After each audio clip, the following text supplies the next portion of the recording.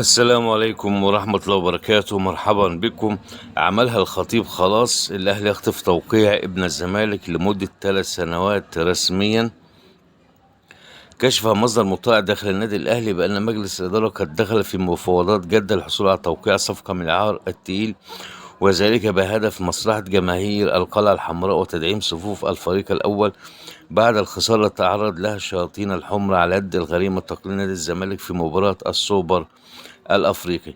ووفقا لتقارير فهناك اتفاق بين الأهلي وأسامة فيصل على توقيع عقد يستمر لنحو 5 سنوات، وتبقى فقط الاتفاق مع البنك على إتمام الصفقة. صفقات جديدة في الطريق الأهلي في سياق متصل. قالت مصادر مطلعة بالقلعة الحمراء بأن توقيع مع فيصل لن يكون الصفقة الوحيدة التي تتوقع إتمامها في الصيف الجاري، حيث يرغب كولر في التعاقد مع عدة أسماء، وخاصة بعدما ظهر الفريق بنواقص واضحة في مباراة الزمالك ببطولة السوبر الأفريقي.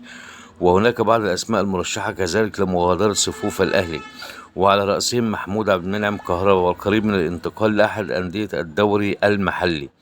أشار التقرير الإعلامي بأن مجلس الإدارة النادي الأهلي بقيادة محمود الخطيب قد بدأ في وضع الرتوش الأخير لصفقة التعاقد مع أسامة فيصل مهاجم البنك الأهلي ولاعب الزمالك السابق. وأوضحت المصادر المسؤولة في الأهلي بأن هناك رغبة لدى مارسيل كولر المدير الفني للقلعة في التوقيع مع مهاجم جديد قبل غلق سوق الانتقالات الصيفية.